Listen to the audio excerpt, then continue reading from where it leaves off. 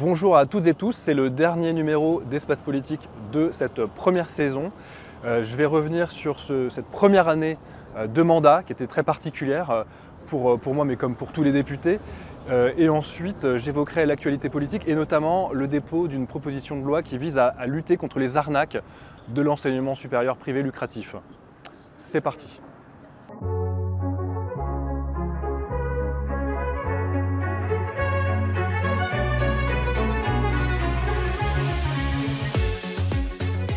Alors je vais revenir tout d'abord sur cette première année de mandat, rapidement parce qu'il s'est passé tellement de choses que je vais en prendre les points les plus saillants.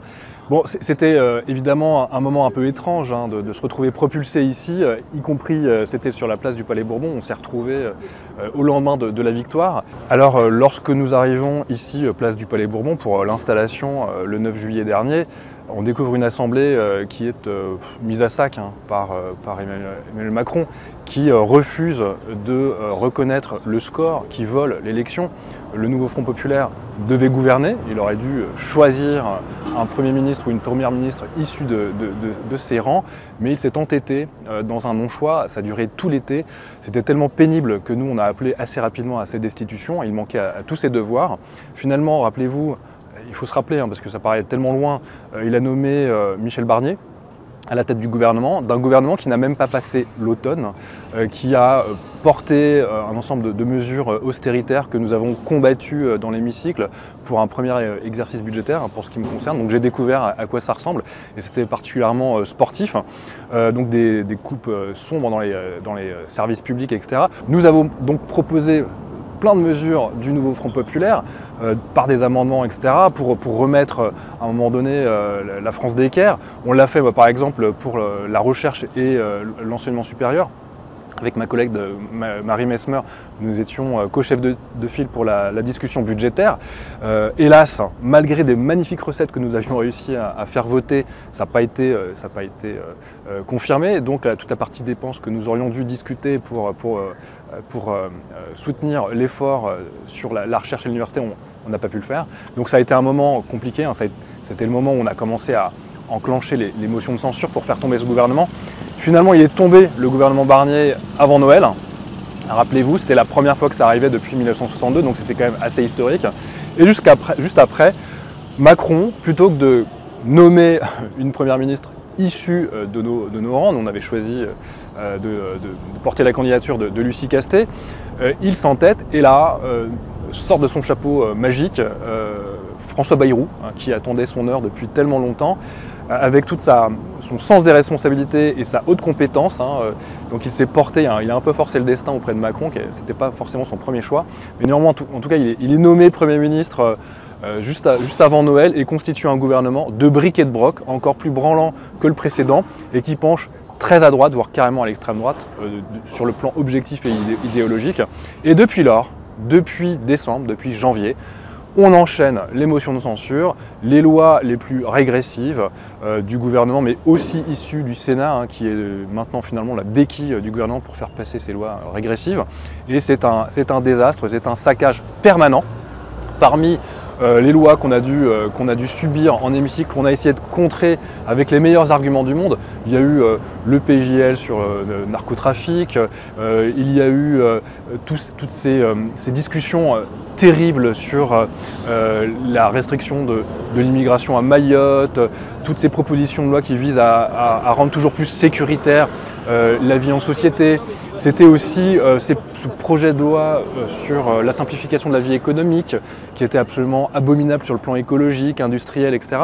Ce sont des heures et des heures consommées en hémicycle pour avaliser la vision du gouvernement et qui est objectivement portée des macronistes jusqu'au RN, c'est-à-dire des régressions sociales, c'est-à-dire on taille dans les dépenses publiques, dans les services publics, etc. Toujours moins de solidarité. On casse l'industrie, l'outil industriel, vous savez que ça me tient à cœur, travaillant sur les questions spatiales. Bon là, il saccage tout. Alors qu'il faudrait une politique industrielle forte, il faudrait nationaliser des fleurons industriels qui aujourd'hui sont soit en déshérence, soit exposés à des rachats, soit s'écroulent. Eux, ils font un peu n'importe quoi, ils accélèrent le processus de délitement de l'industrie française. Donc ça, c'est des régressions sur le plan économique, industriel. Ce sont des régressions Sur le plan écologique, alors ça crève les yeux. Encore cette semaine, c'est la proposition de loi Duplon, dite Duplon, hein, la PPL pesticides, qui a été votée, hélas, depuis une bonne partie de la Macronie jusqu'au RN, avec un gros renfort de la droite dure LR et de l'UDR, qui est aujourd'hui d'extrême droite, Ciotti et Le Pen, qui donc ont avalisé le retour des pesticides, hein, avec l'acétamépride, qui fait partie de la famille des néonicotinoïdes, tueurs d'abeilles. Donc là, tous les scientifiques le disent, il y a le nombre de tribunes, d'articles qui ont été publiés pour dire on va dans le mur avec ce type de mesure, en fait, non seulement elle est portée, mais elle est portée au nom de la science, de l'esprit de sérieux, de responsabilité, des mêmes qui sont en train de tout casser, de tout saccager. Donc là, régression environnementale majeure qui s'ajoute aux autres régressions, et franchement, c'est abominable de le voir. Ça fait mal au cœur parce que c'est un enjeu de santé publique, hein, sur lequel il roule littéralement avec un mépris sournois. Il y a une dame très courageusement, depuis la tribune, qui les a enjoints à prendre les responsabilités dès lors que plus tard il faudra faire les comptes de ceux qui ont voté les pires lois de ce point de vue-là. Et elle a été très courageuse, hein, une dame qui est atteinte d'un cancer. Donc ces décisions, elles ont des conséquences en matière de santé publique, de biodiversité, de nature, etc. Et ça, c'est ce qu'on a subi encore cette semaine. Donc moi, je dois dire que ça m'épuise et ça me met en colère. On est assez nombreux comme ça. Donc ça, c'était sur la régression écologique. Régression aussi démocratique, parce qu'en fait, on vote des textes de loi qui sont ni fait ni à faire, préparés par un gouvernement qui est toujours aussi illégitime, avec des ministres qui se savent sur un strapontin pour certains, et en tout cas sur un siège éjectable. Donc ils accélèrent, ils bricolent des projets de loi mal ficelés, pas souvent budgétés, et puis avec évidemment le coup près de la motion de censure qui arrivera quoi qu'il arrive en octobre ou en novembre lors du prochain dialogue budgétaire. Donc ça, c'est l'ambiance cette année. Je veux dire que on fait le travail, mais c'est par moments un peu décourageant de voir à quel point malgré les meilleurs arguments, malgré un soutien populaire, eh bien, ils en font fi et continuent à accélérer dans le mur. Et tout ça compacté en un an. Alors ça c'est les régressions. Je tiens quand même à signaler qu'il y a quand même quelques avancées, par moments transpartisanes. J'évoquerai notamment la proposition de loi sur les déserts médicaux, qui a été portée par mon collègue socialiste Guillaume Garot. Bon, on a avancé sur l'installation des médecins pour faire en sorte que ce soit beaucoup plus contraignant et qu'à un moment on rationalise davantage l'investissement public dans la médecine, y compris libérale, parce qu'elle est largement subventionnée. Donc là, on a quand même été utile à un moment donné, et c'était précieux de pouvoir avancer sur cette question, sachant que par exemple la Seine-et-Marne, c'est un désert médical, c'est un des pires départements en France, et vous le savez, dans la première circonscription de Seine-et-Marne, c'est aussi le cas. Donc on s'est positionnés tous sur cette question. C'était transpartisan jusqu'à un certain point, parce qu'il y avait évidemment des résistances, mais n'empêche que là on a avancé. Je citerai aussi parmi les progrès qui ont été conquis de haute lutte dans l'hémicycle, le projet de loi sur le droit à l'aide à mourir, qui était la proposition de loi. Ça a été un moment important parce que, évidemment, que ça charrie plein de questions existentielles, morales, éthiques, voire philosophiques, spirituelles. On a pris du temps, jusque tard la nuit ou les week-ends, pour voter, examiner en conscience, avec des garde-fous, avec toute une anticipation des effets potentiellement indésirables, etc. Et je pense que là, on est parvenu à un texte très équilibré qui a été porté par Olivier Falorni du groupe démocrate. Donc là, pour moi, ça a été un moment important parce que c'est aussi la construction d'un nouveau droit humain qu'on a mis en place depuis l'hémicycle. Et je trouve que là, le travail a été plutôt efficace et percutant du point de vue législatif. Donc il s'est passé aussi ce type de moment, et pour moi ça a été à la fois une fierté, puis ça a été formateur d'y participer depuis mon poste d'observation en haut sur la montagne. Donc ça c'est pour cette première année de mandat, donc moi j'ai dû apprendre vite, on a été vite envoyé dans le grand bain, donc j'ai appris à nager. Et aujourd'hui, je pense que je crawl à peu près correctement. Vous verrez dans vos boîtes aux lettres le 3e numéro d'Espace Politique qui revient sur ce bilan de mandat avec des chiffres, avec tout ce que j'ai fait, quelques textes qui résument certaines actions que j'ai menées récemment. Et pour moi, c'est une évidence qu'il faut que je rende compte de tout ce que je fais, de mon mandat. Ça, c'est dans le texte, dans les textes que vous allez pouvoir lire dans l'espace politique. C'est un petit 4 pages, format A4. Mais je vous invite aussi à me suivre sur les réseaux sociaux, notamment Facebook, où j'ai tendance à beaucoup écrire. Donc si vraiment vous voulez savoir ce que je fais, là vous serez au courant, non seulement sur ce que j'ai dit, pourquoi je l'ai dit, mais aussi par moment comment je me positionne sur des questions d'actualité, à la fois sur le plan national, mais aussi sur le plan local. Et là, vous verrez au fur et à mesure comment, non seulement, pour moi, c'est la moindre des choses de dire ce que je fais, mais en plus d'entrer en interaction avec vous. Donc, n'hésitez pas, sur la base de ce que j'écris, à m'envoyer des messages. Je réponds comme je le peux, c'est-à-dire avec le ton qui m'est imparti, mais ça peut être en commentaire, en message privé si vous le voulez, ou sinon sur la boîte mail, évidemment, sur laquelle nous répondons avec l'équipe. Donc ça, c'est pour la séquence mandat. Et dernier point quand même, quand je l'ai commencé, il y avait un mot qui était sur toutes les bouches, c'était celui de dissolution. Encore une prochaine dissolution. Nous sommes le jour, on est le 10 juillet. Techniquement, Emmanuel Macron peut encore appuyer sur le bouton et le glaive jupitérien d'une nouvelle dissolution pourrait s'abattre sur nous.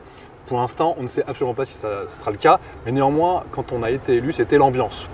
Ce qui, quand même, met dans une certaine ambiance de travail pendant un an. Vous imaginez que vous accélérez, vous avez un sentiment d'urgence, moi ça a été le cas. Et donc maintenant, on est dans une nouvelle séquence, une nouvelle année qui s'ouvre. On verra s'il dissout. Dans tous les cas, sachez-le, nous sommes prêts. Nous n'avons pas peur des suffrages populaires, du suffrage du peuple. Au contraire, nous l'attendons. Et on verra si j'ai bien travaillé, si je serai correctement sanctionné. Ça, c'était pour la première séquence. Alors, deuxième séquence de cet espace politique estival, sous le soleil de Paris. Accablant, je dois dire. Un mot que je voulais vous transmettre sur la proposition de loi que j'ai déposée lundi, qui vise à lutter contre les arnaques de l'enseignement supérieur privé lucratif. Bon là, l'idée, c'est de prendre toute la mesure d'un business qui a proliféré sur les ruines de l'université publique, qui a été largement encouragé par les politiques macronistes, notamment les réformes de l'apprentissage. Ce sont des milliards qui ont été réfléchis vers des formations privées dont le seul but est d'engraisser des actionnaires, de faire des profits. Le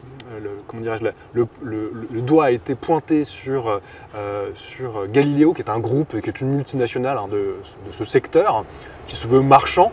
Mais en fait, c'est tout un écosystème que j'ai découvert en auditionnant, en examinant, en préparant cette proposition de loi, qui est devenue énorme et complètement incontrôlable. La réponse du gouvernement, c'est de réguler par des labels qualité, par Parcoursup, par Calliope, enfin des trucs qui ne marchent pas. Et surtout, on a découvert le projet de loi du gouvernement de Philippe Baptiste, non seulement sa régulation, elle est pipeau, elle est en bois, mais en plus il encourage et il normalise ce business. Il le construit comme en concurrence du public, ce qui de fait va encore plus affaiblir le public et le mettre sur le jauger à l'aune des critères qui sont ceux de ce marché lucratif, de ce privé lucratif, ce qui est complètement abominable. Donc là, j'ai déposé cette proposition de loi, dont le premier article est très simple. Là, je le dis, et puis il y en a 9, je ne vais pas tous les déplier, mais le premier est très simple. C'est, nous définissons déjà l'enseignement supérieur privé lucratif, et l'idée même de la lucrativité. J'entrerai dans les détails dans une prochaine vidéo. Et sur cette base-là, dans le premier article, une fois que c'est défini, on interdit. Et ça, pour moi, il y a un besoin massif en matière de clarification. Il est obscène de faire des profits sur le savoir et sur la formation des jeunes générations qui sont tellement critiques pour l'avenir de la nation. Donc cette proposition de loi, je l'ai caractérisée comme une proposition de loi pied de biche, c'est-à-dire qu'on fait craquer tout un système qui est en train de se mettre en place et surtout pied de nez, parce que c'est une manière non seulement de réaffirmer une autre vision des savoirs de l'université émancipatrice pour toutes et tous gratuite, mais aussi pied de nez au gouvernement qui, sous couvert de réguler, en fait, encore une fois, normalise et accompagne la destruction, la main sur le cœur, en faisant mine de défendre l'enseignement supérieur tout court, en fait, l'enseignement supérieur privé. Et depuis toujours, il se gave. Philippe Baptiste, le ministre actuel, était directeur de cabinet de Frédérique Vidal, l'ancien ministre sous le premier mandat d'Emmanuel Macron. Frédérique Vidal est déjà parti pantoufler dans ce milieu-là. Donc, et je ne parle pas de Muriel Pénicaud, ancienne ministre du Travail, qui maintenant travaille pour Galiléo. Donc ça, c'est l'ambiance. On a affaire à des fossoyeurs, des saboteurs, des gens qui se font en plus du fric sur le dos de l'université publique. Donc c'est inadmissible. À la rentrée, je vais attaquer très durement sur cette question. Parce que et je l'ai vu d'ailleurs, les premières interviews ou vidéos que j'ai pu faire sur la question ont été largement commentées et plutôt de façon encourageante. Bon, il y a quelques trolls, c'est toujours comme ça, mais globalement l'ambiance est au sursaut et à la radicalité. Il est hors de question de laisser proliférer ce business détestable et délétère. Donc ça, c'était pour l'ESR privé lucratif. Autre point important sur comment je vais travailler pendant l'été. Comment je vais travailler cet été? Comme l'année dernière. Là, pour tout dire, c'était une session extraordinaire jusqu'à demain, 11 juillet. Donc il n'y a plus rien en séance. Après des projets de loi complètement ineptes qu'il a fallu voter encore hier soir jusqu'à pas d'heure. Donc nous sommes en trêve. La trêve, ça ne veut pas dire que je suis en vacances, techniquement. Ça veut dire que je suis en veille. Vous voyez, comme un appareil électroménager. En fait, je fonctionne encore. Ça veut dire que je suis en alerte sur tous les problèmes du quotidien, sur toutes les mobilisations sur lesquelles vous voyez que je me positionne. Par exemple, c'est la question de la carte scolaire la semaine prochaine. Moi, j'ai rendez-vous avec la DAZEN mardi pour évoquer les fermetures de classes dans certains villages de la circonscription. Je vais aussi me mettre en veille sur la question de la canicule. Ça, c'était la semaine dernière, il y a 2 semaines. J'avais déjà questionné le gouvernement sur cette question-là. Pour l'instant, la réponse, c'est celle de l'improvisation, notamment dans les écoles. Il fait chaud, aérez-vous et rafraîchissez-vous. Ça, c'est la réponse gouvernementale qui est quand même assez pathétique. Donc sur ces questions-là, évidemment que ça va revenir et je serai présent s'il le faut pour aider. Donc ça peut être le type de mobilisation sur lequel je serai présent, mais c'est aussi faire des courriers, interpeller, y compris le gouvernement, avec le temps où les autorités locales, le préfet, enfin toutes les personnes avec lesquelles j'interagis depuis 1 an. Donc si vous avez un problème chez vous, dans votre village, dans votre ville, dans votre rue, n'hésitez pas à me contacter. Je ne suis pas maire, ce n'est pas mon travail. En revanche, j'ai un petit pouvoir d'intercession. Je peux vous mettre en contact par le biais de ce petit pouvoir dont je dispose. Donc n'hésitez pas à me saisir, je ferai en sorte d'être utile à chaque fois. Donc ça c'est pour cet été et on rentre très tôt, dès le mois de septembre, pour une session extraordinaire. Moi je vais devoir intervenir sur un projet de loi très important sur la cybersécurité. C'est la transposition d'un grand texte de loi européen. Donc ça c'est à la rentrée. Et on commence assez cash sur un texte technique et j'essaierai de le rendre appropriable et de vous expliquer comment on va se mettre en ordre de marche dès le mois de septembre. Donc c'est la trêve parlementaire. Je sais que beaucoup d'entre vous continuez à travailler. Celles et ceux qui ont la chance de partir en vacances, soufflez, passez un bon été dans tous les cas, retrouvez vos proches, votre famille. Revenons tous et toutes à la rentrée plus fort que jamais, parce que les défis que nous allons devoir affronter seront encore énormes. On n'a rien de moins qu'un gouvernement à faire tomber, peut-être un président à destituer. Vous pouvez compter sur moi, je serai toujours présent à vos côtés et je continuerai à vous soutenir et à le faire dans le sens de l'intérêt général humain de toutes et tous. Un député à vos côtés. On lâche rien.